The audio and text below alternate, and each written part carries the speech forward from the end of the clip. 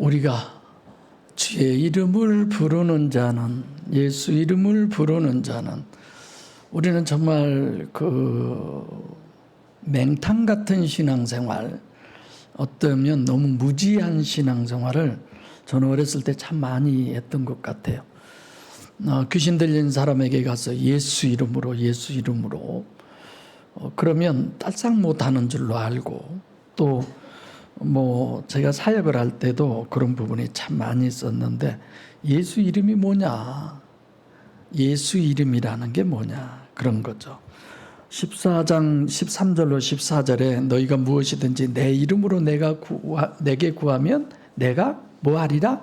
시행하리라. 이런 말씀들을 애웠었어요. 창세기에도 있어요. 그런 말들을 외워 암기해가지고 기도 때 아니면 스스로의 그 말씀을 내가 믿는다. 분명히 내가 예수 이름으로 하면은 하나님이 시행하신다고 했으니까, 이런 어떤 객관적 의미에서의 이름에 대한 믿음, 신뢰성, 그리고 그것이 우리들의 신념이 되죠. 신앙하고는 전혀 다르죠. 그런 신앙생활을 참 많이 했는데, 내 이름으로 구하라고 하는 말씀을 안 하고, 이제 오늘 본문 같은 경우는 너희가 내 안에 거하고 내 말이 너희 안에 거하면 무엇이든지 원하는 대로 구하라. 그리하면 이루리라. 같은 의미의 내용인 것 같잖아요.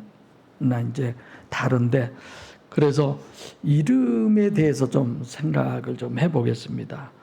우리나라 말로는 이제 이름이라고 그러고, 히브리어로는 쇠마, 또 헬라어로는 오노마, 이렇게 얘기를 하는데, 성경에 이름이 중요하다고 해요? 안 중요하다고 그래요? 이름이 정말 중요해요. 그래서 이름 짓는 것을 굉장히 많이 생각을 하죠. 지금 우리 이제 손녀가 7월 초면은 태어나잖아요. 그놈 이름을 소희라고 해야 되냐, 소연이라고 해야 되냐, 서희라고 해야 되냐, 여러 가지 생각을 많이 하고 있어요. 왜냐하면 이름이 중요하기 때문에 그래요. 성경에서의 그 중요함을 잠깐 얘기하는데, 하나님 이름 누가 지었을까? 하나님의 이름은 누가 지었을까요? 우리가 고이라 집사님이 지어드렸을까? 하나님의 이름은 누가 지었어요? 하나님 스스로 지은 거예요. 하나님의 이름은 하나님 스스로 지은 거죠. 그래서 제가 누군가에게 그런 부분을 물어보죠. 하나님의 이름은 누가? 지금 저 기새끼가 짓고 있는데 저게 이름은 누가 지었어요? 초코라고? 나는 강아지여서 아지라고 지었는데 권사님이 초콜릿 색깔이라고 그래서 초코라고 진다고 그래서 이제 당신네 개인데 초코든 아지든 그래서 아지는 내리고 초코를 올려놨죠. 지 말하니까 안 짓네. 어떤 그 이름이라고 하는 것은 뜻이 있어요. 그래서 굉장히 이름이 중요합니다. 그래서 하나님은 하나님 이름을 하나님이 직접 장명하셨다. 제일 먼저 하나님이 직접 이름을 지으신 것은 하나님의 이름부터 먼저 지었어요. 묻죠? 하나님 이름이 누구냐고. 그래서 하나님의 이름을 우리가 이제 세분화시키잖아요. 신론으로 엘로힘, 여호와, 임마누엘. 백권사님 이제 처음 아시죠? 방금 이거? 알고 계시나요? 근데 이렇게 얘기하면 입도 뻥긋 안 하고 그냥 나도 이러고 있어. 그냥 같이 하자고 하는 의미 때는 같이 하세요. 하나님의 이름, 그래서 하나님이 지으셔서 하나님이 엘로힘을 계시하고 여호와를 계시하고 임마누엘을 계시한 것. 하나님이 이름을 직접 지으신 게 이제 이스마엘이라고 했죠. 하갈한테도 이름을 이스마엘이라고 해라. 또 이삭이라고도 누가 지었어요? 하나님이 지었어요. 여러분들 이름은 누가 지었어요? 저는 우리 조부님이 지었어요. 성경에 보면 하나님이 내 이름 지어주면 좋겠다. 또 내가 다른 데로. 그래서 침례 요한이라고 해라. 예수님 이름은 누가 지어줬을까요? 예수님 이름은 누가 지어줬을까요? 예수님이 지었죠? 내가 예수다. 아들을 낳으리니 그 이름을 예수라 하라. 예. 하나님이 직접 이름을 지어주신 성경적 의미는 하나님도 이름을 중요하게 여기신다라는 의미가 있어요. 그래서 여러분들이 이름을 지을 때도 함부로 짓지 마세요.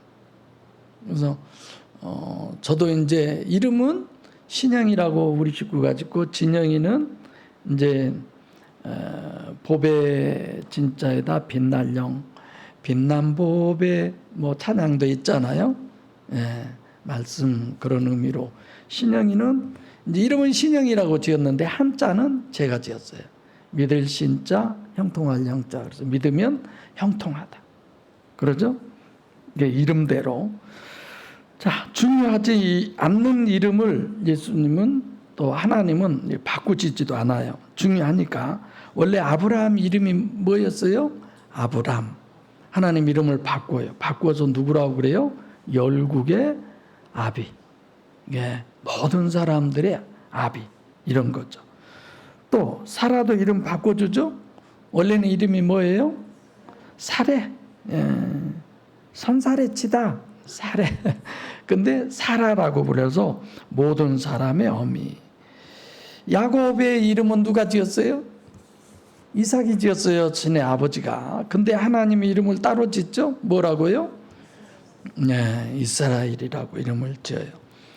예수님도 또 오셔서 이름 지었어요. 한번 얘기해 볼까요? 예수님이 이름 지은 사람? 베드로. 네, 시몬을 베드로라고 지었죠. 또 야고보의 아들 야고보와 요한을 누구라고 했어요? 보아내게. 우리의 아들. 무지하게 성질이 급했나 봐요. 이 친구들이. 그래서 이름을 지어주고, 또 사울을 바울로 지었죠. 사울은 큰 자라고 한다면 바울이라고 하는 이름은 작은 자, 이런 의미. 그 뒤에도 보면 창세기에 아담이 하와 이름을 지었을까요? 하나님이 하와라고 이름을 지었을까요? 하와의 이름은 누가 지었을까요? 그냥 하와라고 써져 있어요. 성경에. 그러니까 아브라함이 창세기 3장 20절에 보면요, 여자를 가리켜 이름을 누구라고 지었어요? 하와라고 지었어요. 네, 하와라고 이름을 지어준 거예요. 내가 아는 목사님은요, 원래 사모님 이름이 별로 안 좋았어요. 근데 목사님이 사모님 이름을 지어주더라고. 그래서 그 이름을 쓰더라니까요. 뭐 지어줘서가 아니라 좋아서 그러겠죠. 이름, 그러면 그 사람의 전체를 표현하는 것이 이름이에요. 예. 내가 김기수 장로님 이름을 금방 외운 게 왜 빨리 암기를 한 줄 아세요? 우리 때 권투 선수 하면 김기수 선수 그랬어요. 그러니까 그 사람 딱 생각하면 아, 김기수 이름 잊지 않죠. 또 한경남 권사님은요, 우리 삼촌 내지 큰딸이 경나예요. 이게 경나이 놈 경나이 아버지 이렇게 되거든요. 그러니까 금방 이름을 이렇게 외우죠. 암기를 하죠. 그래서 이름이다 그러면 무슨 뜻일까? 무슨 의미일까? 이런 걸 항상 생각을 우리가 해봐야죠. 그래서 저 별로 한자 잘 몰라요. 근데도 어디 가면 좀 아는 척 하려고 뭐 어쩌고 저쩌고 한다 그러면 아, 그러세요?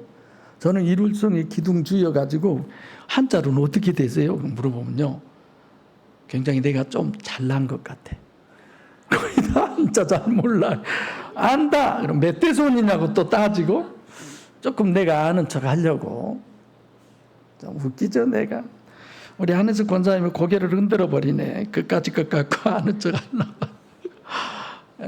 뭐 꼭 그런 건 아니지만 이름 얘기하려고 여러분들에게 기억에 인상에 남게 하려고 그러는데, 하나님께서 엘로힘 여호와 임마누엘, 엘로힘 여호와 임마누엘, 내가 설교 시간에 잠깐씩 이렇게 짚어드렸죠.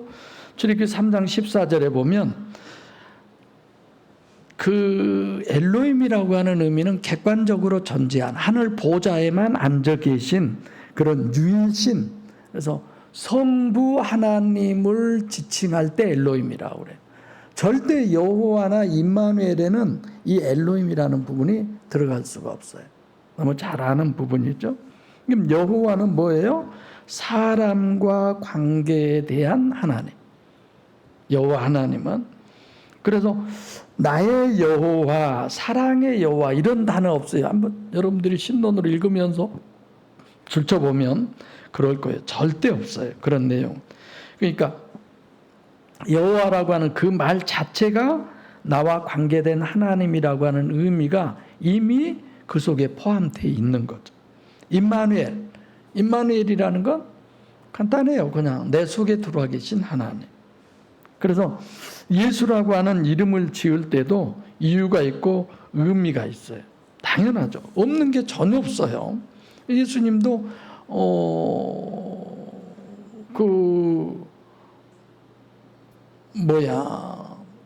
방금 내가 누구 우리의 아들이라고 그랬잖아요. 그럴 때 그들이 왜 그러느냐? 그만큼 성미가 급한 불같은 막 이런 사람들. 내가 예를 들어서 설교를 할 때도 여러분 봐보세요. 내가 처음 설교를 할 때 자, 요한복음 3장 16절에 하나님께서는 이런 거보다 요한복음 3장 16절에 하나님께서 말씀하시기를 막 이러면 훨씬 달라요. 그래서 내가 교회 와서도 연습 때 해봐요. 막 이렇게 설교를 할까? 이렇게 할까? 근데 억지로 하려고 하니까 잘 안 되더라고. 그래서 하나님이 해주신 대로 하자 해서 하는 거예요. 그래서 우리 동기 한 분이 전화 와가지고 목사님은 조용히 얘기하면서도 할 말 다 하고 아주 구체적으로 조곤조곤 다 하시대요. 설교를 듣고 그러더라고요. 내가 그러던가요? 그래서 나 엄청 세게 하는데 웃어요. 세게 한 게 그거예요. 이렇게. 자, 그래서 우리가 이런 어떤 엘로힘 여호와 임마누엘을 정립 안 해본 사람은 예를 들어 오른쪽으로 하나님은 가라고 그러는데 자기는 왼쪽을 생각을 하는 거예요. 여호와 쪽으로 얘기를 하고 계시는데 엘로힘 쪽으로 이해를 하는 거예요.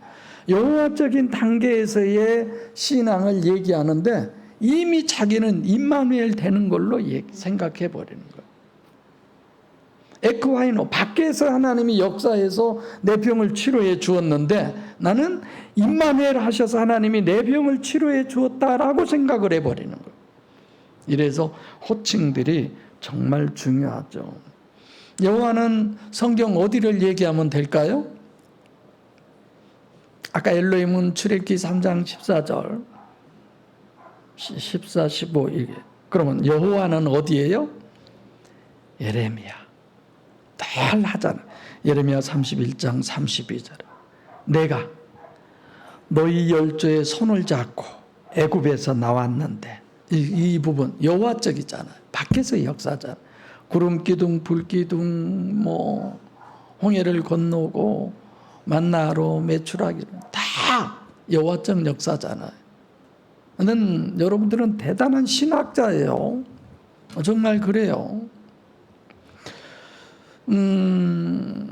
내가 다음에 강의를 하면 엘로힘 여호와 임마누엘을 해야 쓰겠다 이런 생각이 전번에 내 황전사님 어디 하라겠어요? 신론? 이거 하라겠어요? 그러면서 내가 또 이거 해야지 나 그런 생각을 했네. 여호와는 예레미야 31장 32절. 임마누엘은 그럼 어딜까요? 임마누엘은 이사야서 7장 14절. 처녀가 잉태하여 아들을 낳으니 그 이름을 임마누엘이라 하라. 그러죠? 마태복음 1장 18절로 25절. 처녀가 잉태하여 아들을 낳으니 그 이름을 똑같은 거예요. 그래서 예수 그리스도의 잉태와 출생으로 임마누엘이 뭐냐를 우리에게 설명을 해주는 거죠. 그래서 이렇게 이름이 중요해요. 자, 하나님이 우리와 함께 하시는데 함께 하심도 그래서 밖에서 함께 하신 하나님 아니면 우리 속에 들어와서 함께 하신 하나님 이걸 다 설명을 해드렸죠. 그래서 주님이 만약에 몸 밖에서 함께 계시면 주님은 예레미야 31장 31절부터예요. 그런데 우리 안에서 주님이 함께 하시면 이사야서 7장 14절. 예. 보혜사 성령 결국은 그리 가요. 그래서 이사야서 9장 6절, 11장 1절로 2절 이런 데 보면은 절대 예수님은 단일체가 아니에요. 이중체예요. 분명히. 그래서 이름을 들어보면 알아요. 원래 예수가 히브리어로는 뭐예요? 예수라는 이름이 여호수아예요. 창출 내민 신 다음에 모세의 바톤을 누가 받아요? 여호수아가 받잖아. 예수라는 이름이에요. 그 이름이. 그래서 여호수아라는 말의 뜻, 여호와는 구원이시다. 마태복음 1장 21절, 그 이름을 예수로 하라. 이는 저가 자기 백성을 저희 죄에서 구원할 자입니다.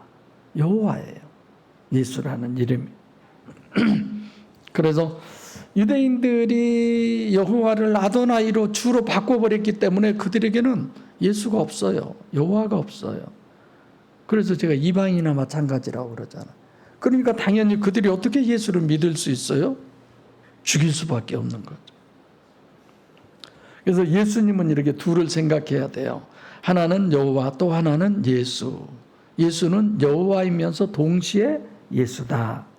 그 말은 구약에서부터 강림하셔서 역사하시던 여호와가 육신을 입고 이 땅에 오신 분이 누구예요? 예수님이에요. 마태복음 1장 21절에. 그래서 예수 이름은 예수 자체, 예수님이 이중체라는 거죠. 그래서 그리스도는 속, 기름 부음 받은 그런 뜻인데, 속, 호예수, 우리가 계속해 왔듯이, 또 인자도 육신의 예수의 인자의 개념이 있고, 또 하나는 영의 실체성을 우리로 알게 하기 위해서 인자로 얘기하는 거예요.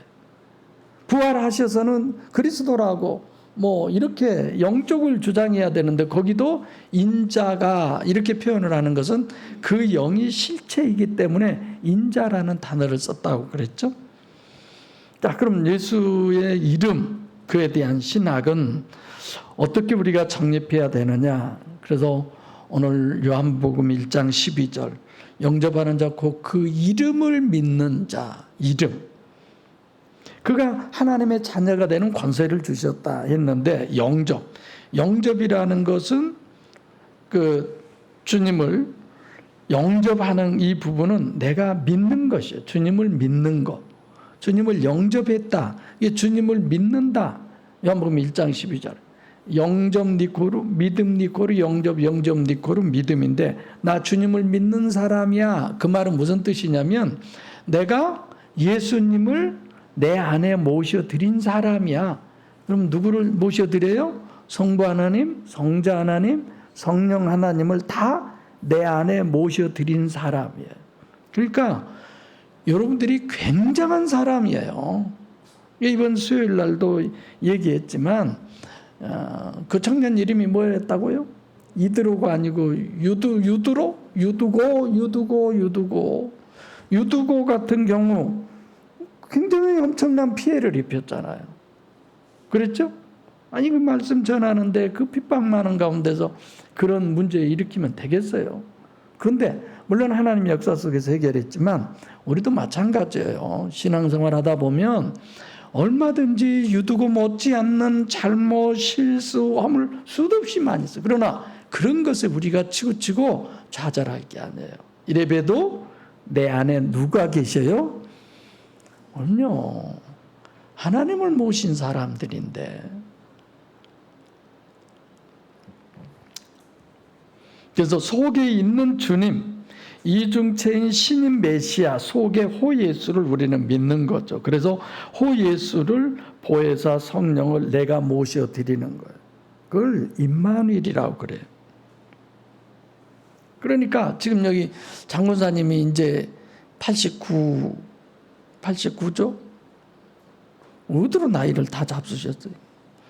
89이면 완전히 늙어서 교회도 못 오시고 그냥 집에서 그냥 이빨도 다 빠져가지고 그냥 뭘 먹어도 막 어머 이러. 내년에 89예요? 88 하시구나. 아유, 죄송합니다. 나이 몰라드려서. 누가 얼른 옆에서 기쁨 좀 해주지. 전부 다 그게 그런 정도가 되셔야 되는데 저렇게 팽팽하게 젊어갖고 뭐 그건 좀 문제 있는 거예요. 그 김권사 때문에 그냥. 내가 눈이 좀 빨간 것이 어제 내가 일화 집사 때문에 그랬다고 그랬는데 어쨌거나 예. 저연세 이제 하나님 부를 날이 가까웠잖아요. 선생님 얼른 천국 가고 싶죠? 안 들려요? 방금 못 들었어요? 저런 말 잘 안 들려요 원래. 여러분들도 나이 드셔보세요. 근데 가시기 전에 진짜 내 안에 하나님 모셔야 돼요. 예. 숙진 집사님 때문에 요즘 내가 엄청 바빠요. 할머니가 조금만 이상해서 돌아가실 것 같으면 목사님 가서 영접 기도 좀 해주세요. 시간 정해놨어요. 예. 중요하잖아요. 그거보다 더 중요한 거 없잖아요. 벌써 두 번째 갔어요. 근데 나만 가면 쌩쌩하셔요. 그래서 돌아가시게 하려면 다음에 또 영접기도 가서 해주라고 하면 안 가였어요 모양이. 근데 돌아가실 때가 다 되신 것 같아요. 이번에 아멘도 하라니까 아멘 하고 사방대가 아파서 죽겠다고 그래서 속으로 얼른 죽으세요. 안 죽으려고. 또 그 설교 할머니 들어버리면 안 되는데 이러지 마세요.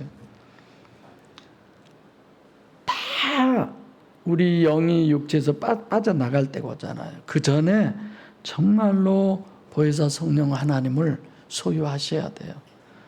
우리가 장군사님 기도할 때 그 기도하죠. 여러분들 다 하나님이 부르시면 어쩔 수 없이 우리는 가야 하니까. 그래서 영접하는 자, 주님을 영접하는 자, 주님을 믿는 자를 주님이라고 하지 않고 이름이라고 그러는 거예요.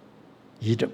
예수 이름으로 기도합니다. 영성 세미나 때 이런 부분은 간략하게 말씀드렸지만, 그래서 그 이름이라고 하는 건 육체 속에 계신 하나님, 예수님의 육체 속에 계신 하나님, 그것을 이름이라고 그런다. 그래서 주님의 이름은 우리가 이렇게 늘 해왔지만 호예수, 호예수의 주님의 이름이고, 또 호 주님을 믿는 것은 이제 결국은 영접을 하는 것이다. 영접의 행위를 가리켜 믿음이라고 그러는 거죠. 그래서 피스티오, 믿음을 몇 가지로 해석한다고요? 세 가지. 믿음, 충성, 신실. 이렇게. 그래서 행위적 개념이 이 믿음 속에는 포함되어 있어요. 의심하지 않고 믿는 그것만이 아니에요. 그래서 주님을 믿으면 뭘 믿는 거냐? 보혜사 성령. 그래서 보혜사 성령을 영접하는 것이다. 그 영접이 믿음이다. 그래서 믿음이 뭐냐? 그런 말은 보혜사 성령으로 주님을 내 안에 영접해 드리는 것, 그 행위, 이게 믿음이에요. 그래서 내가 믿음 생활을 한다, 믿음의 삶을 산다, 보혜사가 내 안에 있어요. 그 보혜사에 의해서 사는 삶을 믿음의 삶이라고 그래. 그 사람이 그리스도인이에요. 네. 그러니까 요한복음 14장 12절부터 14절, 내가 진실로 진실로 내게 이르노니 나를 믿는 자는 나의 하는 일을 저도 할 것이요 이보다 큰 것도 하리. 왜요? 내 안에 그분이 계셔서 그분이 하니까 어떤 상황이 되면 그보다 더 큰 일도 하겠죠. 그러죠? 물어볼게요. 예수님이 이 세상에 오셔서 몇 명 살리셨어요? 죽은 자를? 몇 명 살렸어요? 4명? 여러분들은 몇 명 살릴 수 있겠어요? 네? 우리 김양숙 권사님은 몇 명? 맨날 세탁소에 얻으면 주여 이 때가 빠지듯이 그냥 이 사람의 죄가 싹 지워지고 용서받게 되면 그런 식으로 하십니까? 내가 만약에 세탁소 주인이라면 주여 이 옷 입으면 빨리 때가 끼게 해가지고 하루 입으면 그냥 또 세탁소로 오고 또 입으면 세탁소로 그러게 해주시옵소서. 여러분 그런 생각 안 해봤어요? 내가 세탁소 주인 되면 어찌든지 때가 빨리들 껴가지고 그저 빨아달라고 맨날 오면 쓰겠다. 그러니까 세탁소 주인이 못 되죠, 나는.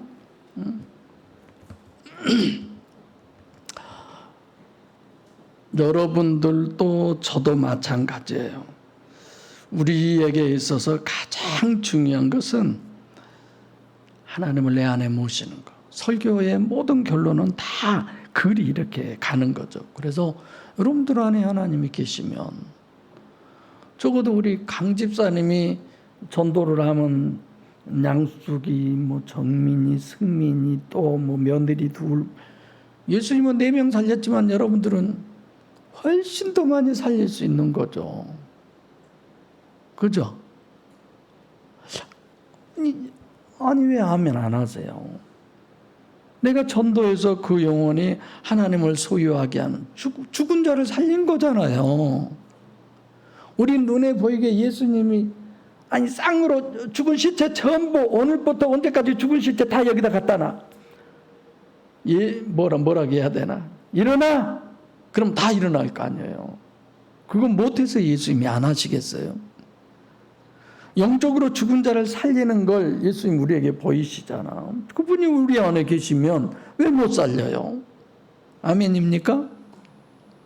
우리가 복음 전해서 얼마든지 살릴 수 있어요. 이보다 더 큰 것도 수도 없이 하죠. 우리가 할 수 있죠. 중요한 건 그분이 내 안에 계시냐 안 계시냐죠. 그러죠? 네, 우리는 다 살릴 수 있어. 저 죽은 건 내가 언젠가는 기어이 살려. 너 기다려. 제 집사님은 그러죠? 송환이건 뭐건 너 기다려. 너는 기어이 내가 살려낼 테니까. 그래, 마시고 자시고 해. 할 때까지 해봐. 내가 안 살린가 봐. 이렇게 돼야. 왜 나만 고난이냐고 그런 찬양도 있다.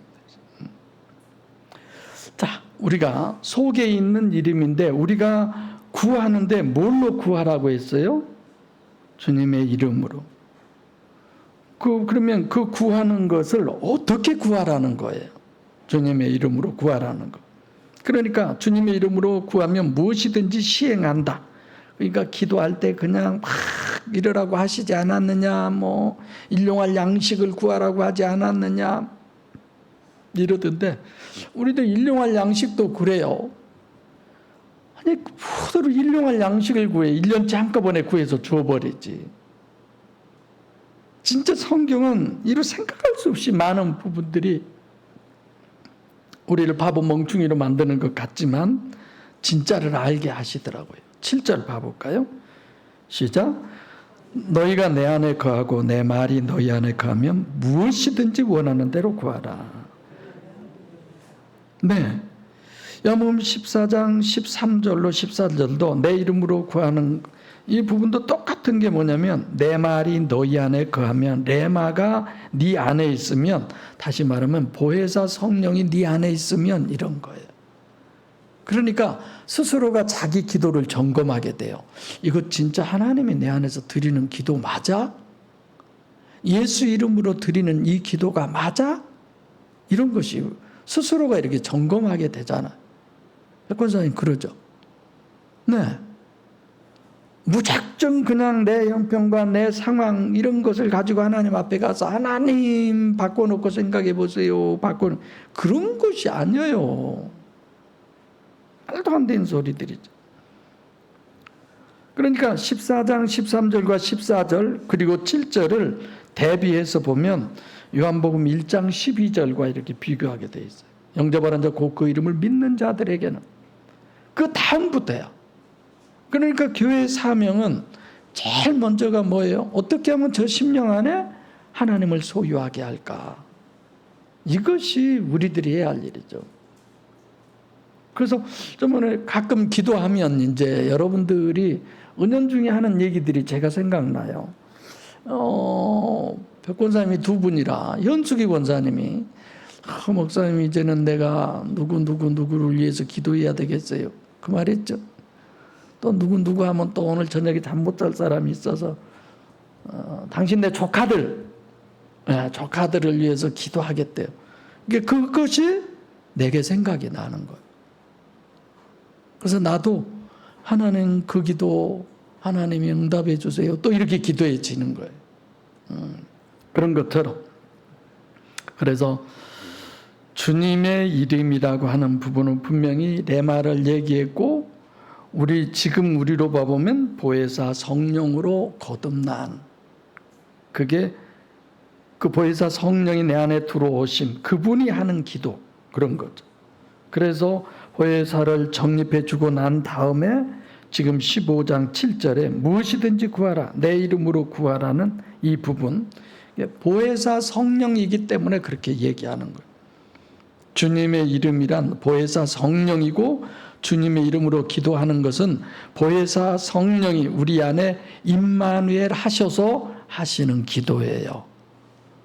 지금 어려운 얘기 내가 하는 거 아니에요. 여러분들이 다 잘 아는 내용의 얘기죠. 그래서 이 부분 다 설명하지 않아도 여러분들이 충분히 이해하실 텐데, 사도행전 같은 경우 사도행전 3장 16절 신인협동의 최초죠. 뭐라고 그래요? 은과 금은 내게 없거니와 내게 있는 것으로 내게 주는 곧 나사렛 예수 그리스도 뭐예요? 이름으로 일어나 걸으라. 일어나 걸으잖아요. 그 다음에 9장 34절에 보면은 예수 그리스도께서 낫게 하시니 이렇게 얘기해요. 거기는 또 사도행전 14장 10절 여기 8절부터 10절 보면은 역시 안전뱅이를 일으킬 때는 이제 그렇게 하지 않았는데 내 발로 일어서라라고 해요. 그 다 앞에 생략한 거죠. 내 안에 누가 계세요? 보혜사 성령이 계시는 거예요. 하나님이 계시는 거예요. 이게 예수 이름의 신학은 보혜사 성령의 실체. 우리가 예수 이름으로 기도합니다. 그 말 자체가 보혜사가 내 안에서 기도한다라는 얘기예요. 그러죠? 예수 이름이라는 부분이. 그래서 어떤 사람들이 예수 이름으로 축복하고 사랑합니다 이런 얘기들을 많이 쓰던데 알고 저러나? 그런 생각이 들죠. 본문 보겠습니다. 6절 시작.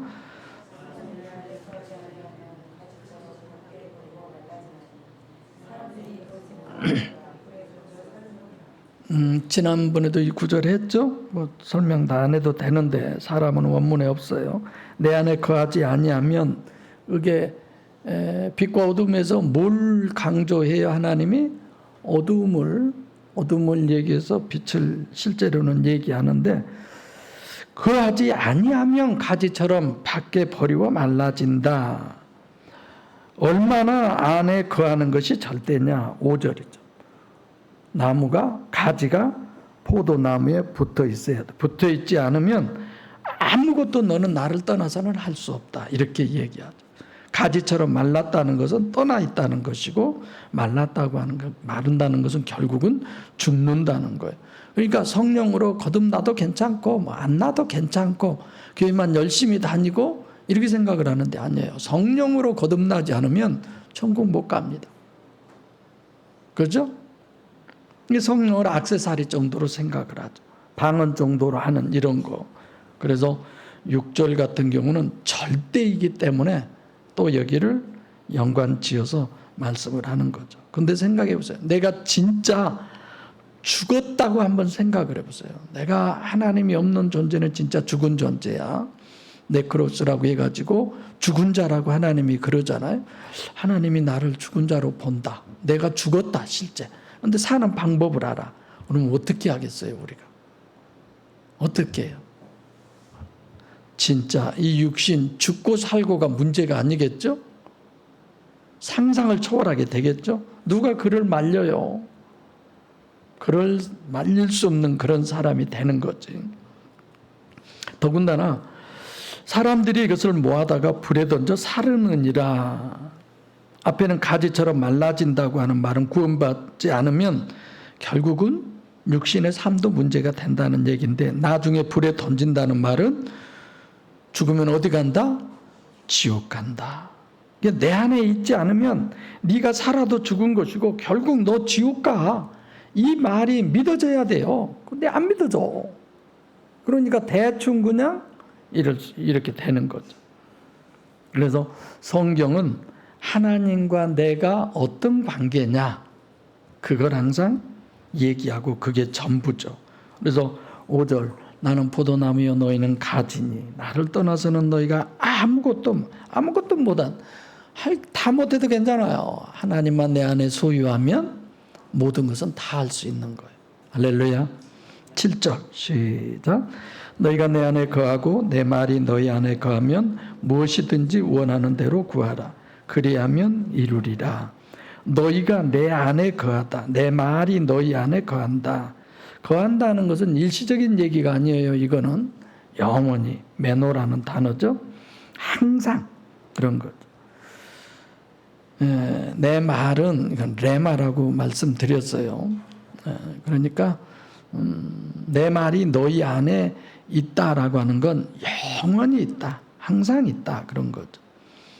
그래서 이 관계라고 하는 거, 우리가 서로 관계잖아요. 내가 우리 교회에서 누구랑 제일 친하지? 그래도 한번 따져볼까? 고건사님 나하고 1년에 몇 번이나 카톡 하세요? 나랑 악수 한번 해봤어요? 난 고건사님하고 한 번도 악수해 본 적이 없네요. 언제 한번 선물 교환할 때 내 얼굴에다 이상한 거 다 칠하고 붙이고 그러기는 하시던데. 한 권사님 한 달에 나랑 카톡 몇 번 해요? 한경남 권사님 어디 한번 얘기해 보세요. 장로님 몇 번이나 한 것 같아요, 김 장로님. 눈치 못 챘어요? 그럼 어떻게 장로 되셨을까? 막 많이 할 때는 한 20번 하죠? 제일 친해요, 나랑. 근데 제일 안 친한 척에 아주, 전번에 멍콩이라고 했어요? 그게 이름이 중요한, 별명도 중요하네. 별명도. 그렇게 친하면서 안 친한 척 저렇게 생콩 부리고. 관계. 이거는 관계예요. 하나님하고 나하고의 어떤 관계냐, 이게 정말 중요하죠. 그래서 지금 본문에서도 그런 거예요. 그 능력이라고 하는 부분을 내가 얘기하는데, 쌍방이 너희가 내 안에 내가 너희 안에 어느 한쪽 갖고 되는 거 아니에요. 아무리 친하든 어쩌든 똑같아야 돼요. 양쪽이 다. 레마는 로고스 더하기 뭐예요? 삼일체 하나님. 네. 무엇이든지 원하는 대로 구하라. 이 말보다 더 좋은 게 어디가 있어요? 원하는 대로 구하라. 여러분, 우리가 구할 것이 뭐 있어요? 그러면 보혜사 한 분, 하나님 한 분만 구하면 나머지는 다 돼요. 내가 왜 솔로몬의 지혜를 구하지 말라고 그래요? 솔로몬에게 지혜를 주신 그 하나님을 내가 가지면 그까지 아무것도 아니죠. 그래서 여러분들과 저는 내 안에 보혜사 성령이 진짜 들어오셔요. 그러면 내가 누가 돼요? 하나님 되는 거예요, 진짜. 이 말 조심해야 되는데. 하나님의 자녀나 하나님이나 가지고.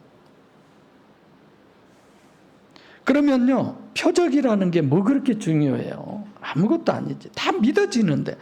기사와 이적과 표적은 그거는 목적이에요? 과정이에요? 과정이에요. 하나님의 실체성, 하나님의 존재성을 믿게 하기 위한 과정이에요. 근데 그것을 여호와적 관계인데 그것을 임마누엘 관계로 착각을 하는 거야. 그래서 나는 받았네. 뭘 받았어요? 나는 받았네. 나는 구원을 받았네. 할렐루야. 그게 끝장나는 거죠. 너무 잘못하니까 그러는 거죠. 만약에 내 안에 하나님이 거하셔서 내가 다른 사람들이 보는 데서 산을 옮긴다고 해봐요. 그러면 그 사람들이 하나님 믿을까 나를 믿을까? 나예요, 나. 내가 그 전에 한참 기도할 때 막 사람들이 별걸 다 사오고 그런다고. 지금부터 한 몇십 년 전에 바나나, 여러분들 바나나 그렇게 잘 먹어보셨습니까? 그 귀한 바나나도 막 사가지고 기도받으러 오고. 그래서 내가 능력을 과시하는 게 좋은 거 아니에요. 눈에 보이는 나를 의식하지 눈에 보이지 않는 하나님 의식 안 하게 돼요. 오히려 더 큰 문제가 돼요. 8절 시작. 너희가 과실을 많이 맺으면 내 아버지께서 영광을 받으실 것이요 저가 내 제 되리라.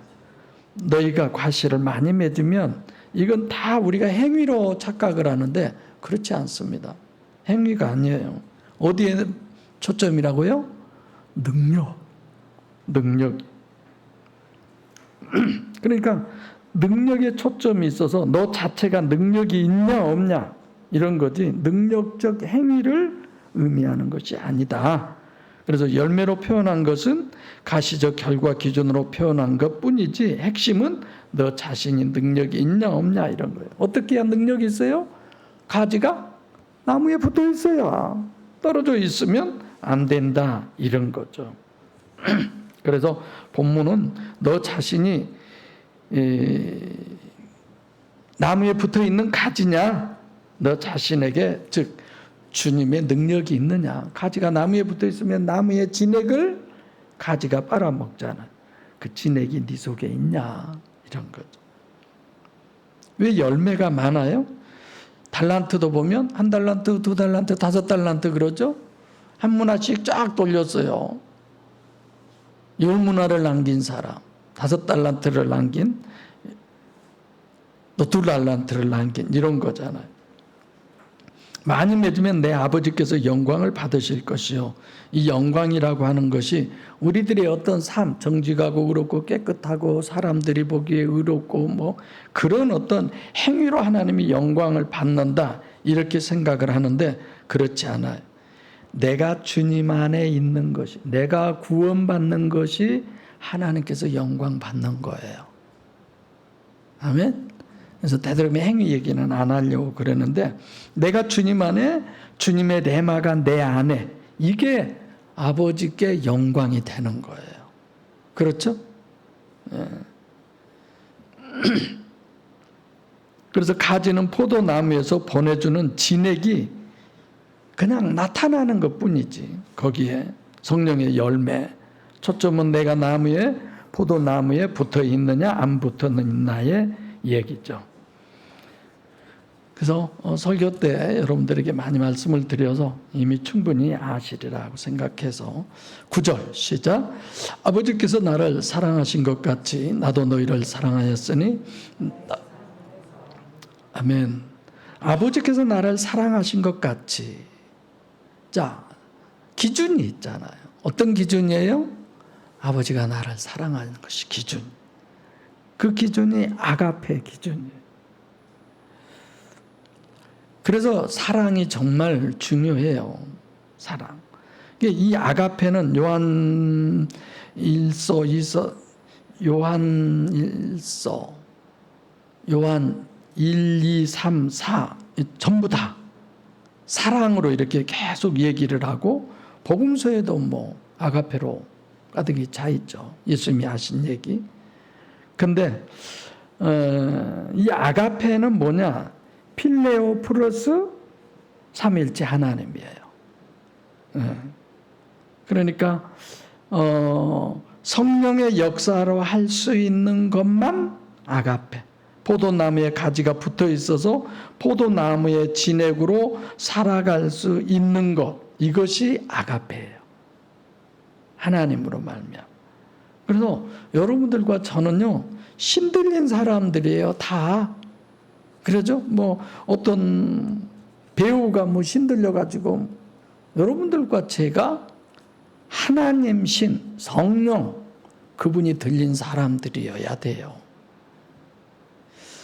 가장 옛날보다 지금은 아주 원색적인 설교를 하죠. 얘기를 하고 단어도 얘기하고 백원사님 그러죠. 한 20년 전보다. 그래서 중요한 문제는 사랑이 뭐냐? 능력과 일반적으로 사랑하는 관계성. 그래서 그 관계도 화목, 능력도 그냥 이랬다 저랬다 표현해버리지 않는 전능한 능력. 이것이 하나님이 하는 사랑의 기준이에요. 그 사랑으로 너도 사랑해. 그러려면 어떻게 하면 돼요? 그분이 내 안에 오셔야지. 포도나무 가지가 그 나무의 진액을 빨아먹어야 지가 열매가 맺혀지는 거죠. 그래서 포도나무와 가지의 관계에 있어서도 포도나무는 전능한 하나님을 계시하는 거고 능력이 있고, 두 번째로 포도나무에 가지가 붙어 있어야 돼요. 이건 관계성의 문제다. 이렇게 해서 본문은 아가페, 즉 사랑을, 하나님의 사랑을 우리에게 정립해 주는 겁니다. 하나님이 있는 아가페는 어떤 거냐? 하나님의 능력, 전능이죠. 그리고 화목이죠. 어떤 일이 있어도 화목이. 분리는 절대로 사랑일 수 없습니다. 가르침, 나도 너희를 사랑한다는 건데, 주님이 우리를 사랑하신 아가페 하시는 그거는 나도 능력이 있으니까 내가 하나님을 사랑하고 그런 거 절대로 아니에요. 아무것도 아니에요. 붙어 있어서 그분의 사랑으로. 그래서 나의 사랑 안에 거하라.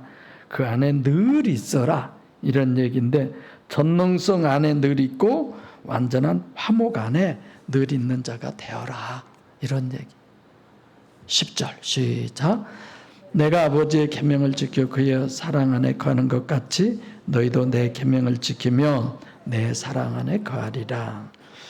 아버지의 전능성 안에, 아버지의 삼위일체 화목, 그 안에 계셔야 된다. 어떻게 하면 하나님 능력에 전능하신 하나님 안에, 어떻게 하면 완전한 삼위일체 하나님의 화목 안에 있을 수 있느냐? 그것은 아버지의 계명을 지키는 것이다. 아버지의 계명은 뭐냐? 우리에게 계명을 주셨는데, 설교 마지막 부분에 제가 이 말씀 여러분에게 드렸죠. 결국은 하나님을 내 안에 소유하는 것이다. 전부 다 그쪽으로잖아. 그래서 창세기 1장 1절 이후부터, 그래서 주님이 아버지의 완전한 계명, 이렇게 써 있는 계명이 아니라 아버지의 완전한 법칙 안에 계신 거예요. 우리도 하나님의 완전한 법칙 안에 거하는 거예요.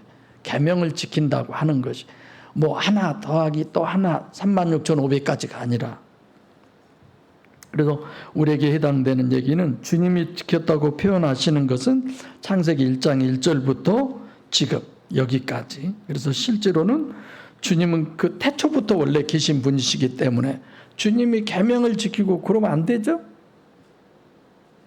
조물주인데 그분이 하나님인데. 그래서 실제적으로 구체적으로 이런 부분들이 우리가 돼야지 막연하게 주님의 계명을 지킨다, 이건 안 되죠. 내 사랑 안에 거하라. 너희가 내 안에 거하고 내 말이 너희 안에 거한다. 이것 자체가 계명이에요. 그래서 우리는 코끼리, 전체, 통째, 그리고 하나님의 말씀은 그냥 통째로, 직선으로 이렇게 되는 거죠. 그런 모든 것들이 뭐예요? 법칙이고 원리다. 그 하나님의 법칙, 그 원리, 나무에 가지가 붙어 있어야 열매를 맺는 것이, 이건 법칙이야. 이건 하나의 원리야. 그 안에 거해. 그렇게 돼야 돼.